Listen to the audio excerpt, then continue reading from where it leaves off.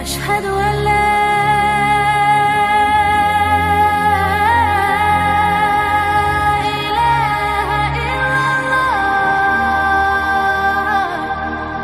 Di dalam Islam, seorang muslim wajib mengimani setiap nabi dan rasul.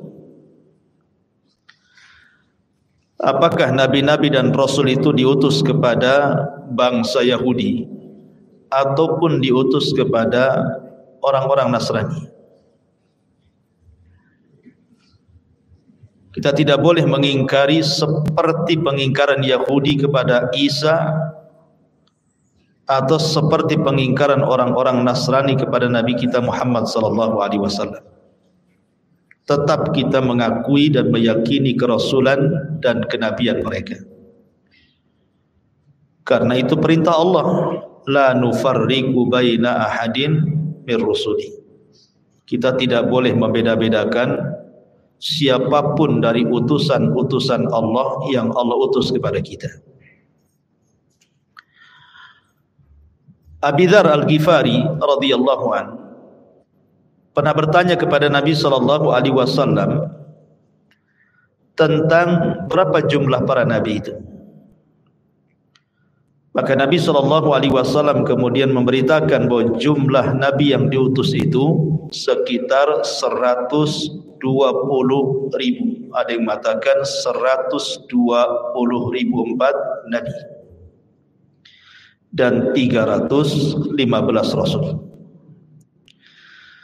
Tetapi yang kita kenal namanya hanya 25 nabi dan rasul saja. Itu yang tercantum di dalam Al-Quran, di mana 18 namanya tersebut dalam surah Al-An'am dan beberapa nama tersebut dalam beberapa surat dalam Al-Quran. Walaupun demikian, tidak semua nabi-nabi yang dicantumkan dalam Al-Quran itu ada kisahnya. Ada yang kisahnya lengkap seperti Nabi Musa, Nabi Ibrahim, Nabi Yusuf, lengkap kisahnya. Tapi ada nabi itu yang kisahnya hanya global saja, seperti Nabi Syuaib, Nabi Saleh, dan umumnya global, tidak dikisahkan secara rinci. Bahkan aneh juga ada yang tidak dikisahkan sama sekali, hanya namanya saja disebut seperti Al-Yasa, Zulkifli, ada namanya dalam Quran, tapi kisahnya enggak ada. Artinya bahwa nanti ketika kita mengkisahkan para nabi tentu tidak lepas daripada kisah Israiliyat sebagai penopang. Tapi kita tetap bersandar kepada Al-Quran dan hadis Nabi SAW sebagai acuan. Kemudian sebagai pelengkap mungkin kita nanti akan mengambil kisah-kisah Israiliyat. Karena Nabi SAW bersabda, hadithu an bani Israel wala haraj. Tidak mengapa kita mengkisahkan tentang kisah Israiliyat selama tidak bertentangan dengan Al-Quran dan Sunnah untuk menopang kisah-kisah para nabi yang kita akan kisahkan. Lah malam ini kita akan mengkisahkan tentang kisah Nabi Allah Isa alaihi salatu wassalam. Nabi Isa adalah nabi yang terakhir dari nabi-nabi Bani Israel. Sebagaimana Nabi Muhammad SAW adalah nabi yang terakhir dari nabi-nabi Allah. Dan Rasul kita penutup semua para nabi dan Rasul. Nabi-nabi Bani Israel itu yang paling masyhur adalah Nabi Musa. Kemudian setelah Musa, Isa. Ini yang paling masyhur. Kenapa? Karena keduanya membawa agama. Yang satu Yahudi, yang satu Nasrani. Taib, sebelum saya kisahkan tentang keluarga Nabi Isa, kemudian bagaimana kelahirannya, bagaimana masa remajanya, bagaimana dewasanya, bagaimana diangkatnya beliau menjadi nabi dan rasul, bagaimana pula dakwahnya, bagaimana upaya pembunuhan kepada Isa sampai diangkat ke langit dan kelak di akhir zaman akan diturunkan.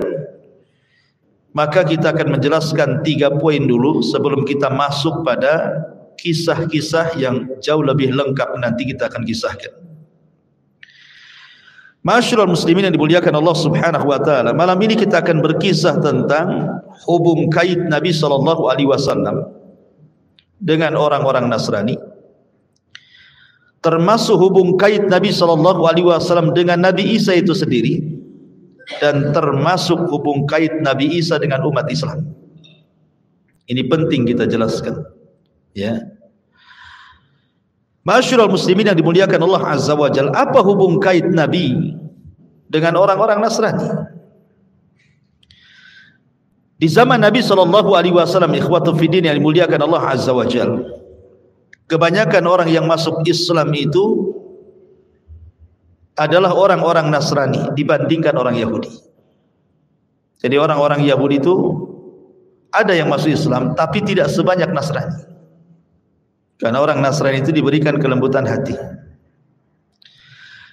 Kita lihat saja kisah ketika Nabi SAW menyurati beberapa raja Nasrani. Nabi SAW pernah menyurati 3 raja Nasrani di zamannya. Pertama, Raja Romawi yang disebut dengan Muqawqis, Herakli. Raja Romawi yang disebut dengan Herakli atau Kaisar. Kemudian yang kedua, Raja Najasyi yang namanya Ashama ibn Afjur. Kemudian Raja Mesir yang disebut dengan Muqawqis. Kita tahu bahwa di antara 3 raja ini, yang pertama masuk Islam siapa? Najasyi. Najasyi masuk Islam. Ketika dapat surat saja dia langsung kemudian masuk ke dalam Islam, Ashama ibn Afjur ini. Dan baik Islamnya sehingga ketika wafatnya Nabi SAW mensalat gaibkan Raja Najasyi. Kemudian yang kedua, Raja Muqawqis. Raja Muqawqis, Raja Mesir ini, ketika Nabi SAW mengirim surat kepada Muqawqis, di mana isi suratnya Bismillahirrahmanirrahim, min Muhammad Rasulullah ilal Muqawqis adimul kibti, ila Muqawqis adimul kibti. Bismillahirrahmanirrahim, dari Muhammad ibn Abdullah dan Rasulnya kepada Muqawqis atau Muqawqis, pembesar Kibti, maksudnya Mesir. Kibti itu kabilah Fir'aun. Salamun ala man ittaba'al huda, keselamatan bagi siapapun yang mengikuti petunjuk. Amma ba'du, kata Rasul, fa inni ad'uka bida'watil Islam. Dalam surat ini aku serukan kepada engkau, hai Muqawqis, masuklah ke dalam Islam. Aslim taslam. Kalau engkau masuk Islam, maka balasannya yu'tikallahu ajraka marratain, maka Allah akan berikan kau 2 pahala. Kemudian Rasul SAW mengajak dengan menyebut atau mencantumkan ayat qul ya ahlal kitab ta'alau ila kalimatin sawa bainana wa bainakum alla na'budu illallah wa la nusyriku bihi syai'an wa la nattakhidu ba'duna ba'dan arbaba min dunillah fa in tawallaw faqulu asyhadu bi anna muslimun. Katakan ya Muhammad kepada ahli kitab Yahudi dan Nasrani itu, kemarilah bersatu kepada kalimat yang sama antara kami dengan kalian, tidak boleh menyembah kecuali kepada Allah dan tidak menyekutukan Allah dengan apapun. Ketika Muqawqis ini membaca surat ini, Muqawqis ini dia memuliakan suratnya Rasul, tidak seperti orang-orang Persia. Orang Persia dirobek suratnya Rasul, bahkan dibunuh yang membawa suratnya. Makanya Rasul murka kemudian mendoakan kehancuran Persia. Setelah didoakan Nabi SAW kehancuran Persia, maka tidak ada Persia sampai hari ini, bahkan sampai kiamat. Ya, kualat dengan doanya Nabi. Tapi Muqawqis ini, dia berdialog dengan pembawa surat yang ketika itu yang membawa surat adalah Hatib bin Abi Balta'ah. Jadi kata Muqawqis, kata Hatib bin Abi Balta'ah kepada Hatib ini, ya Hatib, ma mana'a sahibuka in kana nabiyyan an yad'u ala man akhrajuhu min biladihi fayusallitullahu alaihi musuh. Katanya Muqawqis ini kepada siapa? Hatib ibn Abi Baltah yang bawa surat. Apa yang mencegah nabimu untuk menyeru kepada orang-orang yang telah mengusirnya, maksudnya orang-orang Mekah, agar Allah subhanahu wa ta'ala tidak kuasakan kepada mereka keburukan? Maka Hatib cerdas, dia membalas dengan balasan terbalik dan mengatakan, lalu apa juga salahnya Isa bin Maryam, katanya. Kenapa dia tidak berdakwah kepada orang-orang yang merencanakan pembunuhan kepadanya, supaya tidak tertimpa apa yang kita saksikan kepada mereka? Maka jawaban cerdas ini kemudian Muqawqis muji Hatib bin Abi Baltah dan mengatakan, sungguh perkataanmu bijak sekali, karena engkau diutus dari orang bijak, maksudnya Nabi sallallahu alaihi wasallam. Dari situ kemudian Muqawqis karena menghormati suratnya Rasul, akhirnya memberikan 2 orang budak untuk dihantar pulang. Pertama Maria Qibtiyah yang kemudian digauli Rasul dan punya anak namanya Ibrahim. Kemudian yang kedua Sirin yang kemudian dihadiahkan Rasul kepada Hasan ibn Thabit, juru bicaranya.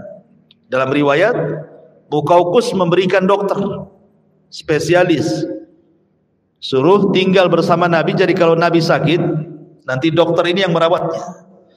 Tapi Nabi SAW malah menyuruh balik lagi dokter itu, dan Rasul mengatakan, idhab la hajata lana anka, nahnu qaumun la na'kul hatta naju' wa idza akalna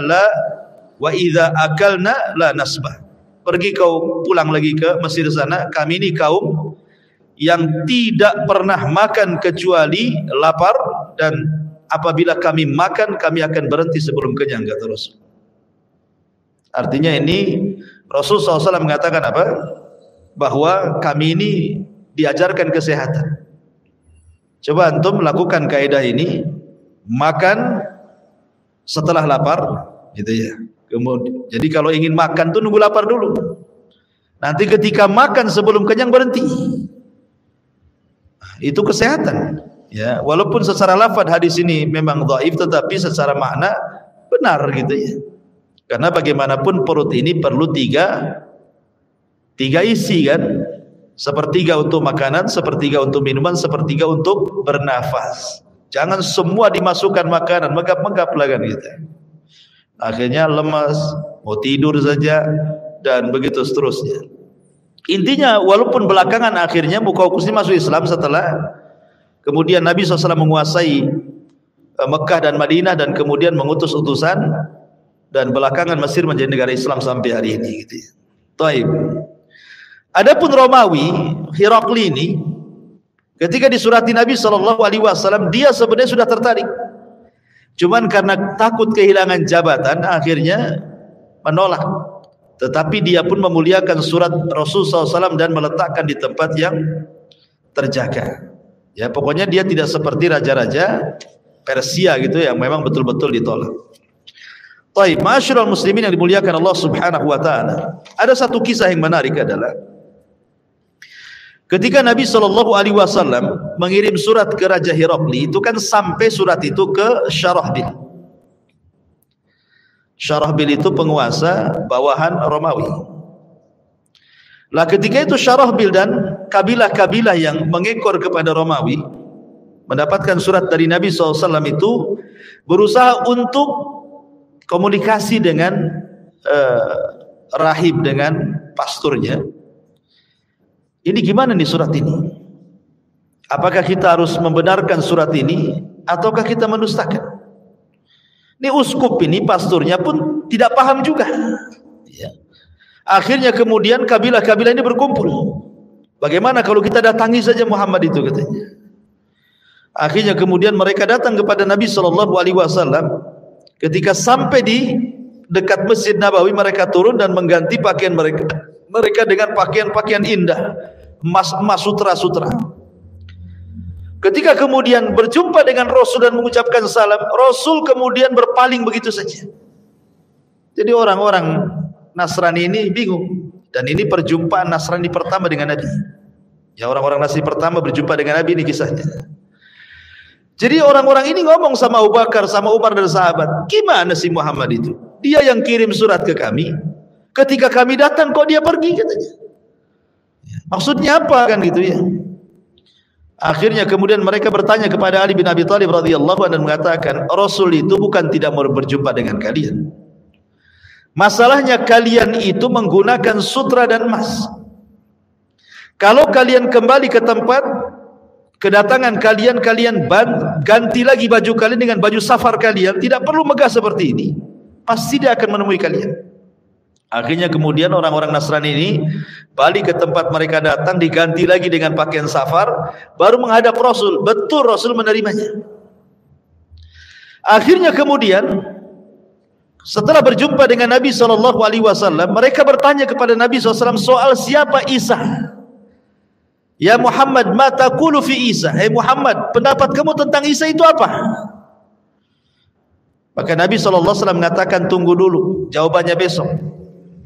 Akhirnya kemudian mereka menginap satu malam. Setelah besok mereka datang lagi kepada Rasul, kemudian bertanya lagi, mana jawabannya?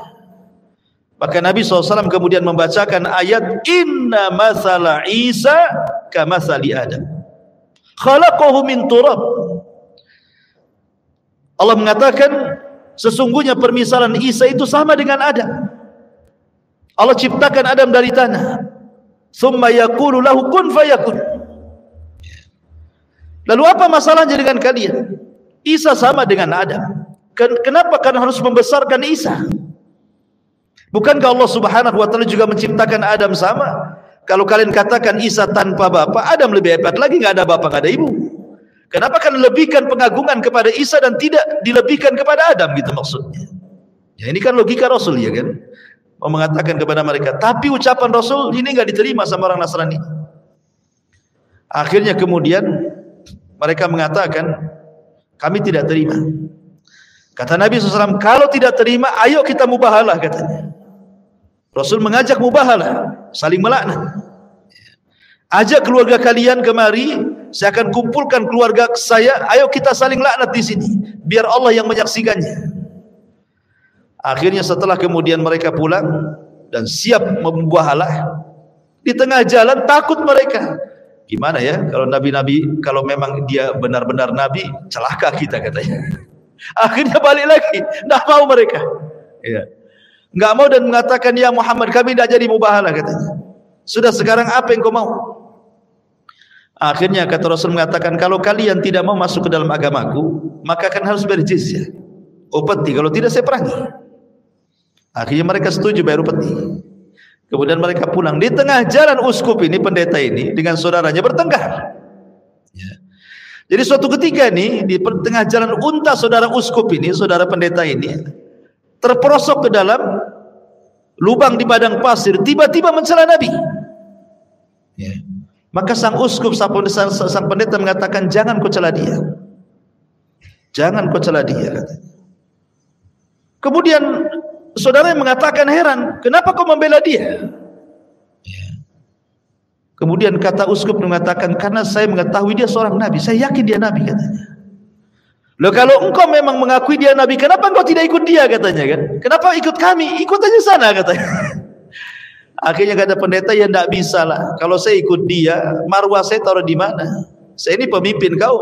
Kalau saya ikut agama Muhammad, saya jadi orang biasa, katanya. Saya gak jadi pendeta lagi, katanya.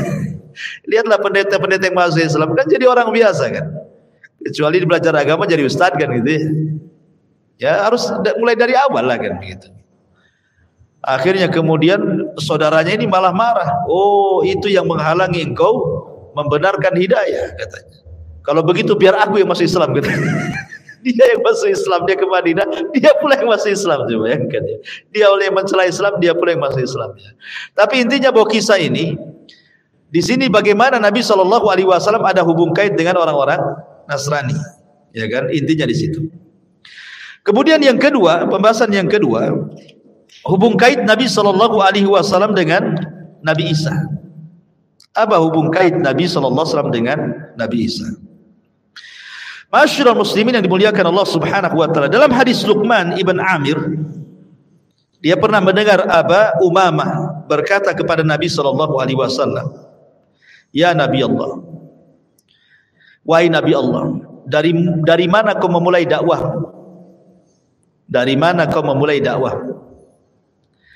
Maka Nabi SAW mengatakan, "Da'watu Ibrahim wa bushra Isa wa ra'at ummi annahu yakhruju minha nurun adha'at lahu qusuru Syam." Saya memulai dengan dakwahnya Ibrahim tauhid, dan saya memulai dengan kabar gembira yang diberikan kepada Isa akan kedatanganku. Dan waktu ibuku sedang melahirkan keluar cahaya, yang cahaya melesat ke istana-istana yang ada di Syam dan menerangi istana itu.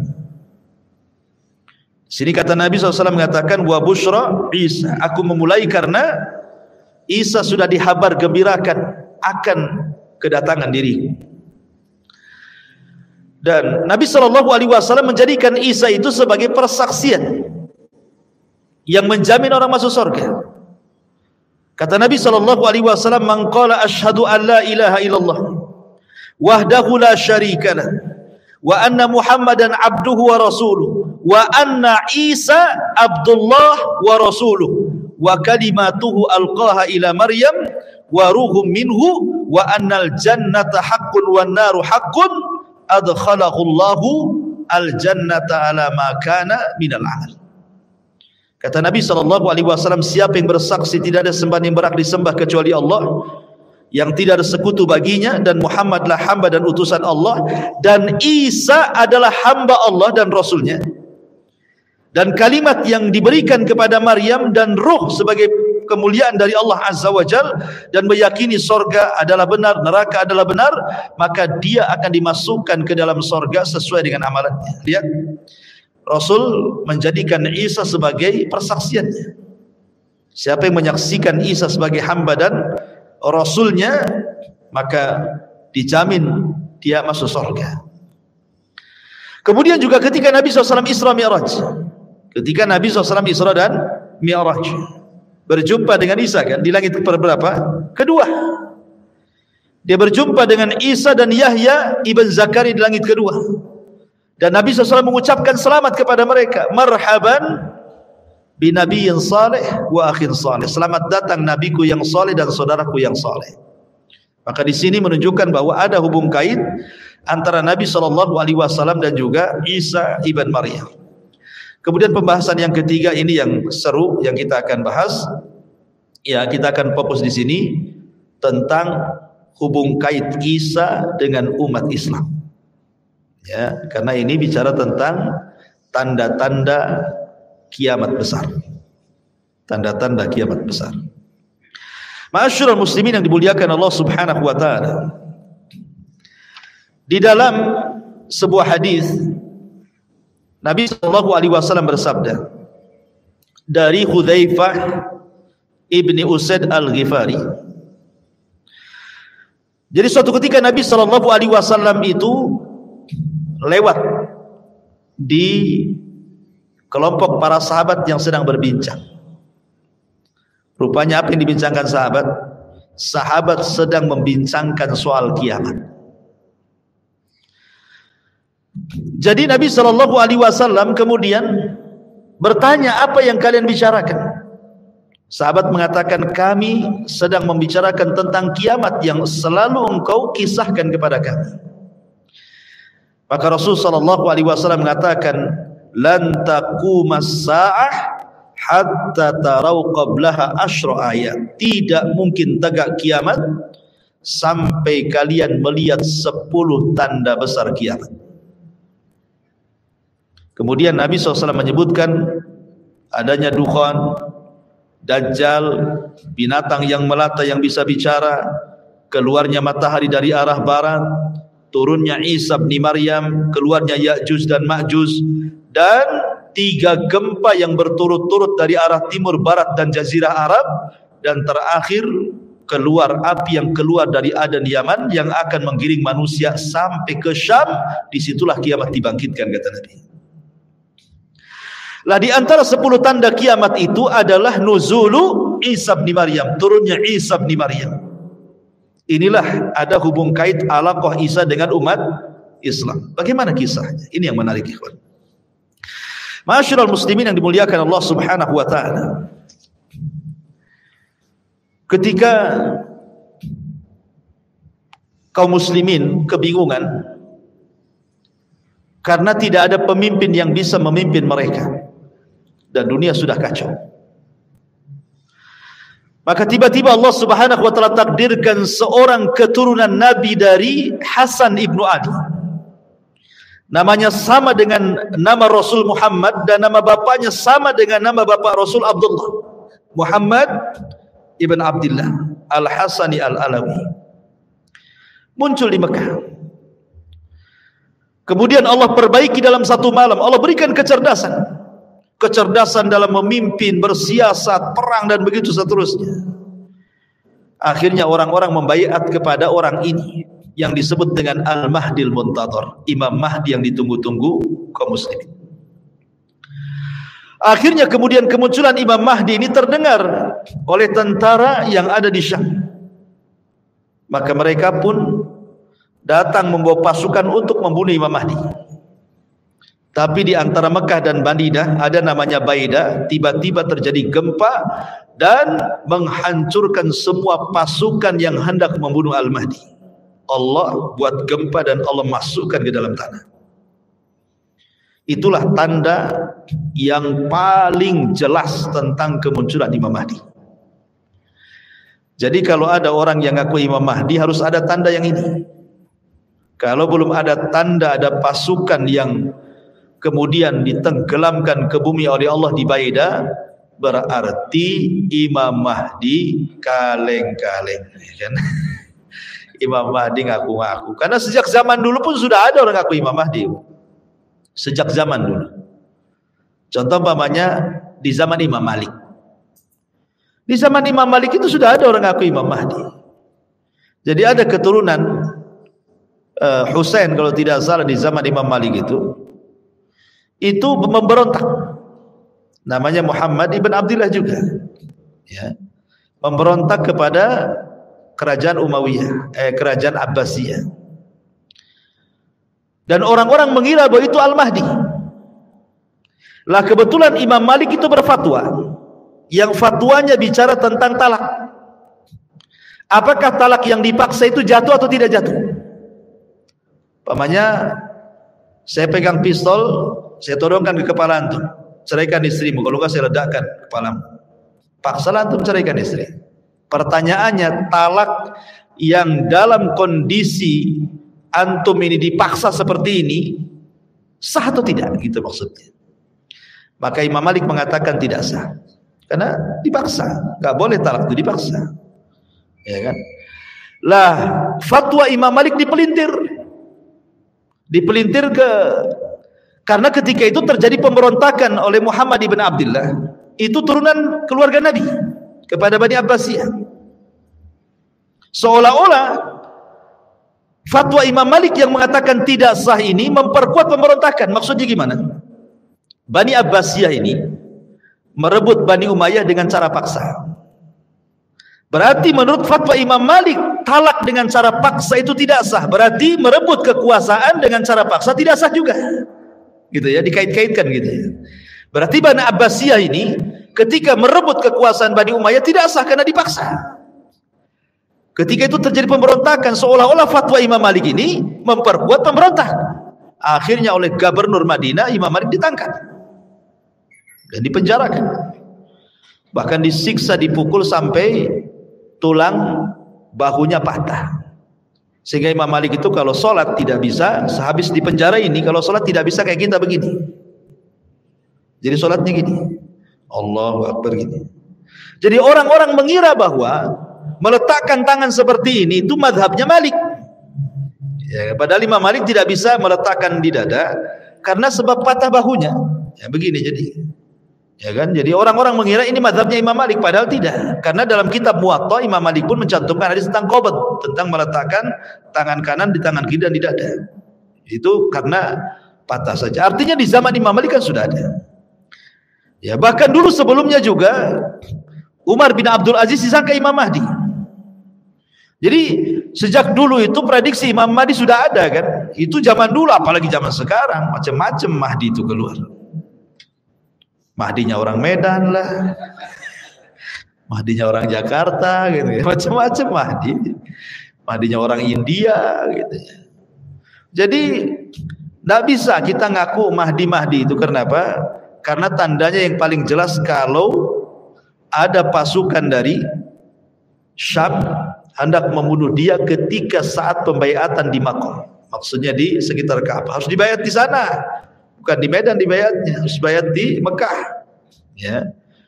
Dan pasukan yang akan membunuhnya harus tertimpa gempa di Baida antara Mekah dan Madinah. Kalau kita mendengar itu berarti memang yang dibayat di Imam Mahdi, gitu maksudnya. Singkat cerita, Imam Mahdi pun kemudian perang bersama kaum muslimin. Kemudian terjadilah perang yang disebut di dalam hadis itu sebagai Malhamatul Kubra, atau istilah Yahudi Armageddon, atau istilah kita Malhamatul Kubra. Perang salib antara Islam dan orang-orang Romawi. Itu perang tidak ada yang lebih dahsyat dibandingkan perang itu. Perang-perang dunia pertama, dunia kedua, atau mungkin akan dunia ketiga lagi, tidak sedahsyat perang itu. Karena itu perang penghabisan. Kemana Yahudi? Yahudi tidak ikut di sini. Ketakutan sembunyi dia. Makanya kemudian ketika Yahudi tidak ikut membantu orang Nasrani, Dajjal keluar, marah kepada orang Yahudi. Karena kata Nabi SAW, Dajjal itu tidak keluar kecuali karena sebuah kemurkaan yang disulut.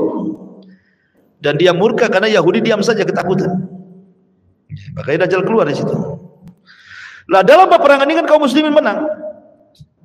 Padahal sebelumnya kaum muslimin bersama orang Nasrani itu ada hubungan untuk menyerbu negara yang bukan ahli kitab, dan mereka menang. Tiba-tiba kemenangan itu diklaim oleh orang-orang Nasrani, maka orang Islam marah dan mengatakan kemenangan ini milik Allah. Makanya kemudian akhirnya terjadi kerenggangan, pembatalan islah, kemudian terjadi perang yang disebut dengan Malhamatul Kubra itu.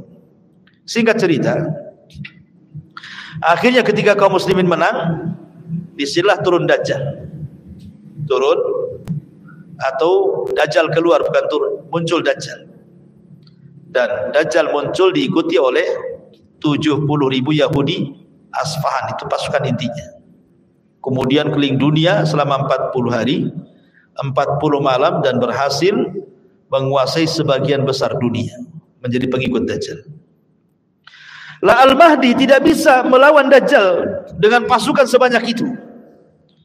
Akhirnya kemudian Al-Mahdi ini membawa kaum muslimin untuk sembunyi di gunung. Mereka balik ke Palestina, ke Syam, kemudian sembunyi di gunung bersama kaum muslimin.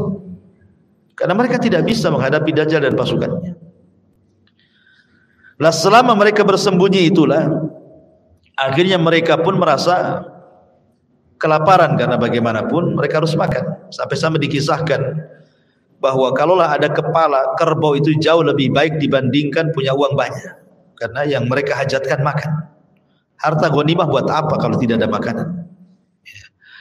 Tetapi kemudian lama-lama mereka kelaparan, berpikir nih kalau kita tetap bersembunyi di sini, kita mati konyol di sini.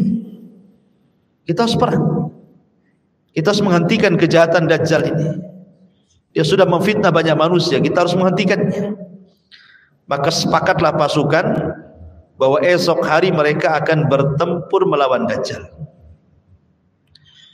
Walaupun kekuatan mereka tidak seberapa, tapi minimal ini upaya terakhir mereka untuk melawan Dajjal. Imma nasrun wa imma syahadah. Menang atau mati syahid, gitu bahasanya.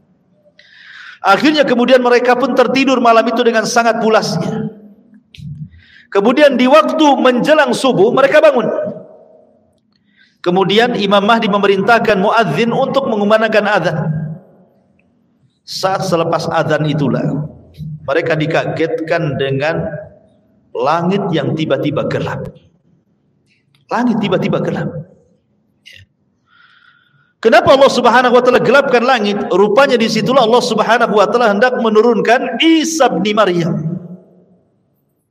Dalam keyakinan ahli sunnah, Dan keyakinan Islam, Isa itu belum mati. Isa itu ditidurkan kemudian diangkat ke langit, dan itu pendapat jumhur mayoritas ulama. Walaupun ada yang menyelisih seperti Imam Suyuti mengatakan Isa itu mati kemudian diangkat, tapi nanti akan diturunkan lagi katanya. Tapi pendapat yang kuat bahwa Isa itu belum mati, dia hidup, cuma ditidurkan kemudian diangkat ke langit dan akan turun di akhir zaman. Lah ketika Isa turun, maka Isa kemudian turun dari langit kedua bersama dua malaikat yang mengapitnya. Sampai-sampai Nabi SAW menjelaskan, dia memakai mahrudataini, kain semacam kain ihram yang diapit dua malaikat, ya kan? Kemudian juga di mana kain itu mengeluarkan bau minyak za'faran dan misik. Dan apabila kemudian wajahnya tertunduk ke bawah seperti ini, maka akan menetes air seolah-olah dia habis mandi. Padahal tidak, karena rambutnya keriting kemudian lurus sampai bahu. Dan kata Nabi SAW, warna kulitnya putih kemerah-merahan seperti seolah-olah dia baru keluar dari hammam. Mungkin bahasa kitanya habis sauna lah gitu ya. Jadi bersih Isa itu. Kemudian turun ke bumi. Di mana turunnya Isa? Isa turun di sebuah menara di sebelah timur Damaskus. Lah menara itu, ma'asyiral muslimin yang dimuliakan Allah Azza wa Jal, Manaratul Bayda yang berwarna putih itu sudah ada. Sekarang ada menaranya. Ada di pasar. Ya, di pasar itu ada menara, dan itu sudah umurnya sudah ratusan tahun. Di mana? Di Suriah sana, Damaskus. Ya, panjangnya sekitar ya 15 meteran lebih lah. Di mana Isa itu akan turun di situ. Kemudian setelah Isa turun, maka Isa akan memakaikan baju perangnya. Kemudian setelah dia pasang baju perangnya, kemudian dia menemui kaum muslimin yang ada di gunung yang sedang bersembunyi. Ketika kemudian kegelapan itu hilang, maka mereka melihat di hadapan mereka adalah ruh Allah, ada Isa bin Maryam. Kenapa mereka mengenali Isa? Ya dari ciri-ciri yang disampaikan Nabi ya kan tentunya. Bahwa ini adalah Isa. Maka kemudian Isa bin Maryam pun mulai mengusap wajah-wajah dari kaum muslimin yang tersisa yang ada di atas gunung itu. Kemudian Isa bin Maryam menyebutkan tentang derajat mereka di surga. Subhanallah. Beruntunglah orang-orang yang diusap mukanya oleh Isa, karena Isa menyebutkan tentang derajat mereka di surga. Setelah itu kemudian qomat pun dikumandangkan. Maka Imam Mahdi meminta Isa untuk menjadi imam, tapi Isa tidak mau dan mengatakan, kalian jauh lebih baik dibandingkan aku. Maksudnya umat Islam jauh lebih baik dibandingkan umat Nasrani. Sebaiknya kalian yang jadi imam. Akhirnya kemudian Imam Mahdi pun memimpin solat, dan Isa solat di belakang Al-Mahdi dan kaum muslimin. Selesai solat, maka Isa kemudian membariskan pasukan kaum muslimin. Kemudian kata Isa bin Maryam, aku berikan kalian 3 pilihan. Aku berikan kalian 3 pilihan. Pilihan yang pertama, aku akan berdoa kepada Allah agar Allah Subhanahu wa ta'ala memunculkan tentara-tentara yang bukan kalian. Biar tentara-tentara itu yang akan membunuh Dajjal dan para pengikutnya. Yang kedua, atau aku akan berdoa kepada Allah agar Allah Subhanahu wa ta'ala mengirim gempa untuk menenggelamkan Dajjal ke dasar bumi dan pasukannya, dan kalian tetap tinggal di sini. Kemudian yang ketiga, atau kalian siap berjihad dan aku pimpin perang. Maka kaum muslimin ketika itu berpikir tentu yang ketiga lebih utama, karena mereka berpikir bahwa Dajjal sudah merusak, mencelakakan keluarga mereka, memfitnah kaum muslimin. Masa kita diam saja? Maka kata Al-Mahdi dan juga kaum muslimin, kita bergerak, kau pimpin kami perang. Akhirnya Isa pun yang mengomanda perang bersama Al-Mahdi Al-Muntadhir. Turunlah mereka selepas solat subuh itu. Turun, kemudian berhadapan dengan Dajjal. Ma'asyiral muslimin yang dimuliakan Allah Azza wa Jalla, ketika Dajjal melihat Isa ini sudah tahu. Karena Isa itu membawa aura, ikhwan, aura yang menakutkan bagi orang-orang Yahudi, terutama Dajjal. Kenapa? Bayangkan Isa itu punya nafas, yang nafasnya ini bisa membunuh setiap orang kafir sejauh mata memandang. Jadi kalau Isa meniup dengan nafasnya, maka sejauh mata memandang tidak ada orang kafir kecuali mati. Baik dia memandang ke arah kanan, ke arah kiri, ke arah depan, ke belakang, kalau dia meniup dengan nafasnya, maka tidak ada orang yang kafir yang selamat dari nafasnya sejauh mata memandang. Gimana orang tidak takut? Ya. Maka ketika Dajjal kemudian melihat Isa bin Maryam, yang tadinya Dajjal itu sok sakti kan itu, gimana tidak sakti Dajjal itu? Dia ngomong sama bumi tumbuh, dia ngomong sama langit hujan, dia ngomong sama kuburan hidup, walaupun setan gitu ya. Tetapi kan Dajjal diberikan kesaktian oleh Allah Azza wa Jalla. Tapi ketika melihat Isa, ketakutan dia, bergetar. Akhirnya kemudian dia pun lari. Maka Isa pun mengejar Dajjal. Lari ke utara, dikejar ke utara, lari ke selatan, dikejar ke selatan, barat. Pokoknya dia tidak bisa lari. Sampai ketika Dajjal sampai di sebuah tempat yang disebut dengan Babil Lud dalam riwayat. Babil Lud sekarang jadi kota tercantik di Israel. Ya, karena Dajjal itu dia keluar di tempat yang mayoritas Syiah dan akan terbunuh di tempat yang mayoritas orang Yahudi. Keluarnya di mana? Khurasan. Khurasan di mana? Iran. Dan akan mati di Babil Lud. Babil Lud di mana? Israel. Seolah-olah ada hubung kait Syiah dengan Yahudi kan. Ya. Lah ketika Dajjal sampai di Babil Lud ini, kemudian sudah tidak bisa lagi menghindar dari Isa bin Maryam. Apa dalam riwayat itu? Yadubbu kama yadubbul milh. Kalau kita ambil garam, kemudian kita letakkan di air, tentu garam itu akan mencair. Maknanya Dajjal ketika melihat Nabi Isa itu keringatan dari atas kepala sampai ke bawah. Dia kan manusia, sama dengan kita manusia. Ya, keringatan, ketakutan menggigil. Tidak bisa apa-apa, hilang kesaktiannya. Akhirnya kemudian ketika Dajjal betul-betul ketakutan, Isa mengambil tombaknya, kemudian langsung melemparkan ke dalam badan Dajjal, dan matilah Dajjal dengan tombaknya Isa bin Maryam. Ketika Dajjal mati, dicabut tombaknya, darahnya masih ada di ujungnya, kemudian diangkat ke atas, memberitahu orang-orang Yahudi bahwa Dajjal sudah mati, dan memberitahu kepada kaum muslimin bahwa kita sudah menang. Maka kaum muslimin ketika melihat pimpinan mereka Dajjal mati, orang-orang Yahudi dan para pengikut Dajjal ketika pimpinan mereka mati, mereka pun tunggang langgang dikejar kaum muslimin. Tidak ada satupun tempat persembunyian kecuali memberitahu. Kalau orang Yahudi sembunyi di batu, kata batu, "Hei Muslim, nih di belakang ada Yahudi, bunuh dia." Kalau dia sembunyi di balik pohon rambutan, kata rambutan, Muslim nih, di balik pohon saya ada Yahudi, bunuh dia. Tidak ada satupun tempat persembunyian kecuali dikasih tahu. Alamat kiamat, ikhwan. Ya. Maka ketika itu, ma'asyiral muslimin yang dimuliakan Allah Azza wa Jalla, Dajjal mati. Kemudian orang-orang Yahudi sebagian mereka menyerah, sebagian mereka lari bertunggang langgang bersembunyi, sebagian mereka dibantai, dibunuh, dan begitu seterusnya. Maka setelah kemudian Dajjal meninggal, maka Isa kemudian meminta kepada seluruh ahli kitab, baik Yahudi ataupun Nasrani, agar mereka masuk Islam. Kalau tidak, maka mereka akan mati. Pilihannya cuma dua, masuk Islam atau mati. Ya, tidak ada jizyah. Ya, kalau di zaman Rasul ada jizyah. Kalau anda tidak masuk Islam, nggak apa-apa, tapi bayar upeti. Kan begitu ya? Hatta yu'tul jizyata ayyadi wa musagir.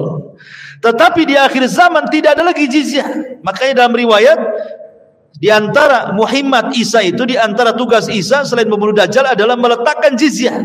Tidak ada lagi jizyah, tidak ada lagi upeti. Yang ada cuma dua pilihan, masuk Islam atau mati.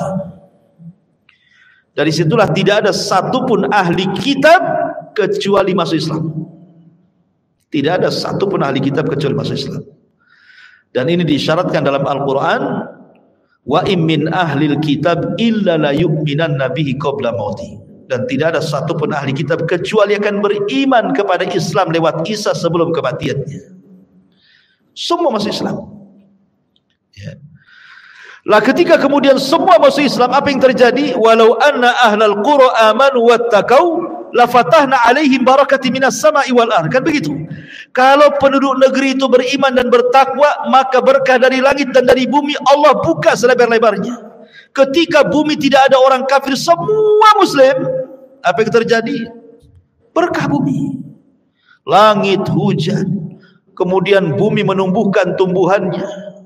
Sampai-sampai dikisahkan ada orang masuk ke cangkang buah delima itu, bisa 10 orang masuk ke cangkangnya. Anda bisa bayangkan sebesar apa tuh delimanya itu. Ya. 10 orang masuk ke cangkang delima lo bisa masuk tuh.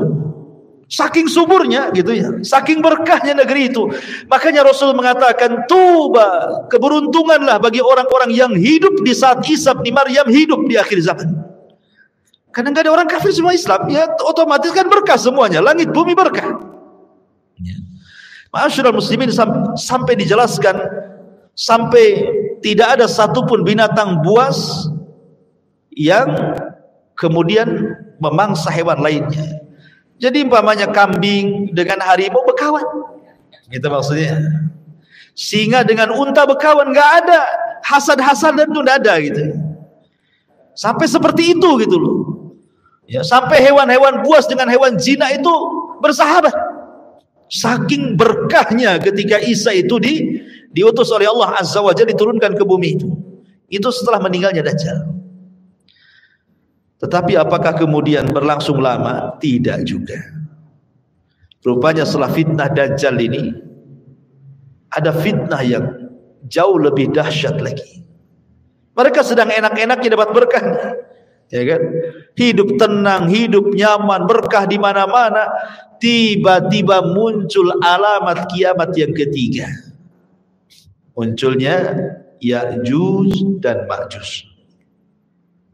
Tiba-tiba benteng yang pernah dibangun Dzulqarnain itu jebol. Padahal setiap hari Ya'juj dan Ma'juj itu melobangi benteng itu. Ya. Apabila sudah terlobangi, kemudian pimpinannya mengatakan besok lagi. Nanti malam kita istirahat, besok lagi kita lanjut katanya. Kalau besoknya lagi ke tempat yang digali, sudah nggak ada itu galiannya. Kembali nutup tanahnya. Setiap hari seperti itu. Tetapi kata Nabi SAW, nanti diilhamkan oleh Allah Azza wa Jalla kepada pemimpin Ya'juj dan Ma'juj mengatakan insya Allah. Sebab kata insya Allah inilah lubang itu jebol. Apa kata pimpinan Ya'juj dan Ma'juj? Nahfiru ghadan insya Allah. Besok kita gali lagi insya Allah. Gara-gara insya Allah ini, besoknya lubang itu tetap utuh dan tidak kembali. Mereka gali lagi sampai akhirnya mereka berhasil melobangi benteng Dzulqarnain itu. Kata Al-Quran, dalam Al-Quran sampai Allah mengatakan min kulli hadabin yanzilu. Jadi keluarnya Ya'juj dan Ma'juj dari lubang itu seperti air yang tumpah dari ketinggian, saking banyaknya. Dari sini muncul, dari mana-mana Ya'juj dan Ma'juj itu. Bayangkan sahabat, bandingan manusia di zaman itu, satu dari kita 999 Ya'juj dan Ma'juj. Jadi kalau kita kelahi dengan Ya'juj dan Ma'juj itu, antum satu orang melawan 999 Ya'juj dan Ma'juj, menang gak antum? Gak akan menang. 10 orang aja kau antum, oh 999 pula kan gitu ya, 1000 dikurangi 1, ya gak mungkin menang. Makanya kata Nabi SAW mengatakan, nanti ada kaum yang tidak bisa diperangi, tidak bisa dibunuh, sebaiknya menghindar dari kaum ini. Maksud isyarat Nabi SAW dengan kata-kata seperti itu, maksudnya apa? Maksudnya Ya'juj dan Ma'juj. Tidak bisa memerangi sebanyak itu. Gimana caranya coba? Akhirnya kemudian terpaksa Isa bin Maryam mengajak kaum muslimin untuk mengungsi lagi ke gunung. Ini setelah meninggalnya Al-Mahdi. Karena Imam Mahdi itu kan berkuasa 7 tahun saja. Kalau Isa ini 40 tahun. Ya. Jadi Isa ini akhirnya membawa kaum muslimin untuk sembunyi di Bukit Tur. Semua kaum muslimin naik ke Bukit Tur. Hanya bisa memantau dari kejauhan. Cuman bedanya kalau Ya'juj dan Ma'juj dengan Dajjal itu, kalau Dajjal memfitnah agama. Orang disuruhnya menyembah dia. Tapi Ya'juj dan Ma'juj fitnahnya beda, karena Ya'juj dan Ma'juj itu hanya merusak saja. Sampai-sampai nih ketika keluar dari benteng itu, orang yang paling depan ini, Ya'juj dan Ma'juj paling depan ini melewati Buhaira, melewati sungai bendungan Tiberias. Tiba-tiba sekali minum habis tuh danau Tiberias itu. Jadi yang belakang sudah nggak dapat tuh. Makanya bahasanya tidaklah melewati yang hijau kecuali kering, tidak melewati air kecuali kering. Semua dimakan dia. Dan ahli tafsir sampai mengatakan termasuk dia juga memakan manusia, kanibal. Jadi kalau dia membunuh di luar rasnya, maka akan dibunuh dan dimakan dagingnya. Jadi kanibal, betul-betul kanibal. Lah Ya'juj dan Ma'juj ini merusak di bumi. Betul-betul dirusak bumi ini. Sampai semua manusia di bumi ketakutan karena setiap berjumpa dibantai, dibunuh, dibantai, dibunuh. Semua begitu. Sampai akhirnya ketika dia merasa tidak ada penduduk bumi yang dibunuh dia karena sudah terbunuh semuanya oleh dia, dia pun sombong. Kesombongannya sampai kemudian mengatakan di hadapan Allah, qatalna man fil ardi sanaqtuluhu man fis sama. Kami sudah membantai semua manusia yang ada di bumi. Sekarang giliran makhluk yang di langit kami bantai juga katanya. Itu sombong tuh. Akhirnya mereka pun mengarahkan panah, tombak, kemudian dilesatkan ke langit. Subhanallah, Allah sedot panah dan tombak itu sampai di balik awan. Wa makaru makran wa makarna makran wallahu khairul makirin. Silakan kau buat makar. Allah punya makar sendiri. Dan sebaik-baik makar adalah makar Allah. Akhirnya panah itu tidak kembali lagi. Tombak yang dilempar tidak kembali lagi. Sudah tidak nampak di balik awan itu. Tapi Allah buat makar, rupanya sengaja tombak dan panah itu dibalikan ke bumi, dan ujung-ujungnya seolah-olah ada darah yang menetes. Jadi seolah-olah mereka sudah membantai yang di bumi dan yang di langit gitu maksudnya. Pada itu makarnya Allah, dibalikan lagi senjatanya. Ketika kemudian mereka makin sombong, maka Allah la yuhibbul mutakabbirin. Allah tidak suka dengan orang yang sombong. Maka Isa berdoa kepada Allah Azza wa Jalla, melihat kerusakan semakin rusak. Akhirnya Isa berdoa kepada Allah. Allah Subhanahu wa taala azab Ya'juj dan Ma'juj dengan cara apa? Dengan cara dikirim naghaf. Naghaf itu seperti dud, ulat kecil, ya kan? Jadi saat Ya'juj sedang tertidur, tiba-tiba di masing-masing tengkuk Ya'juj dan Ma'juj ada ulat yang menggigit dan masuk ke kepalanya. Itulah yang membunuh Ya'juj dan Ma'juj. Anehnya lagi, satu mati semua. Bukan ini dulu mati, besok ini enggak. Ya.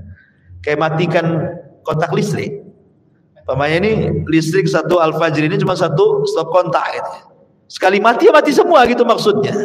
Serentak matinya itu. Subhanallah, bayangkan ya. Kuasa Allah, ya. Serentak matinya. Hari itu mati semua Ya'juj dan Ma'juj. Anda bisa bayangkan kalau jumlah Ya'juj dan Ma'juj satu dibanding 999, sebanyak apalah bangkai Ya'juj dan Ma'juj yang ada di bumi itu? Tentu tidak ada satu jengkal di bumi kecuali ada bangkainya kan? Makanya kemudian Isa berdoa lagi untuk supaya Allah membersihkan bangkai-bangkainya. Turunlah kemudian burung-burung sebesar unta, kemudian melempar jasad-jasad itu entah berantah kemana, ke laut mana, sampai betul-betul bersih. Namun ada sisa-sisanya. Karena yang ketiga itu yang paling beruntung apa? Hewan-hewan pemakan daging. Dengan jasadnya, bangkainya. Ya'juj dan Ma'juj yang paling untung hewan-hewan pemakan daging kan. Banyak makanannya di mana-mana Ya'juj dan Ma'juj kan gitu. Sehingga sisa-sisa mungkin darah kering itu masih banyak di bumi ini. Makanya kemudian Isa berdoa ketiga kalinya, agar Allah menurunkan hujan dan menghempaskan sisa Yajuj Majuj dimasukkan ke dalam air lautan. Lah betul-betul akhirnya bersih bumi itu. Akhirnya kemudian Isa pun turun bersama kaum muslimin, kemudian sempat melakukan haji dan umrah, dan selepas itu kemudian meninggal dunia. Adapun apakah Isa menikah atau tidak, ini masalah khilaf para ulama, dan pendapat yang kuat tidak menikah. Walaupun tidak menafikan, ada yang berpendapat bahwa Isa menikah dan punya anak. Namun apa hikmahnya, pertanyaannya? Kenapa Isa diturunkan? Untuk apa diturunkan itu? Dan kenapa mesti Isa? Bukankah para nabi banyak? Kenapa tidak Ibrahim saja turun? Kenapa tidak Adam saja turun? Kenapa tidak Nuh saja turun? Kenapa mesti Isa yang turun, itu maksudnya? Sebagian para ulama menjawab bahwa karena Nabi Allah Isa alaihi salatu wasallam dihabarkan kepadanya tentang akan kelahiran sosok Nabi akhir zaman dan umatnya sebaik-baik umat. Maka Isa berdoa kepada Allah agar menjadi umat Nabi. Makanya Isa diturunkan karena dia berdoa ingin menjadi umat Nabi. Makanya Isa ketika turun di akhir zaman bukan hanya seorang Nabi tetapi sahabat Nabi. Kenapa disebut sahabat Nabi? Karena dia berjumpa dengan Nabi. Apa definisi sahabat? Manusia yang berjumpa dengan Nabi, beriman dengan Nabi, mati di atas agama Nabi. Itulah Isa. Berjumpa dengan Nabi saat Isra Mi'raj. Ya. Kalau semua Nabi berjumpa dengan arwahnya, Isa berjumpa dengan fisik dan arwahnya. Berjumpa dengan Nabi, masuk Islam, sholat di belakang Imam Mahdi, mati bersama kaum muslimin. Ya. Nabi plus sahabat dan umat Nabi SAW. Jadi itu kenapa kemudian Isa itu, kenapa mesti Isa yang turun? Karena Isa tahu bahwa umat Rasul umat terbaik dan ia ingin menjadi umatnya, makanya Isa yang diturunkan dibandingkan yang lain. Yang kedua, Isa itu sama dengan Adam. Sebagaimana Allah mengatakan, inna masala Isa kamasali Adam khalaqahu min turab. Ya. Isa itu sama dengan Adam, diciptakan dari tanah. Maka makhluk yang diciptakan dari tanah harus kembali ke tanah. Isa kan sudah diangkat di langit. Di langit kedua dengan ruh dan jasad. Dia harus turun. Dia tidak mungkin mati di langit. Dia harus mati di bumi. Maka diturunkan supaya mati di bumi, karena dia tercipta dari tanah, kembali ke tanah. Kemudian yang ketiga, membantah sama orang-orang Yahudi yang mereka mengklaim bahwa nahnu qatalna al-Masih ibn Maryam. Orang Yahudi mengatakan kami sudah membunuh Isa, kami sudah menyalibnya. Tiba-tiba Isa turun, kata Isa, mana? Saya masih hidup, saya tak disalib. Ya.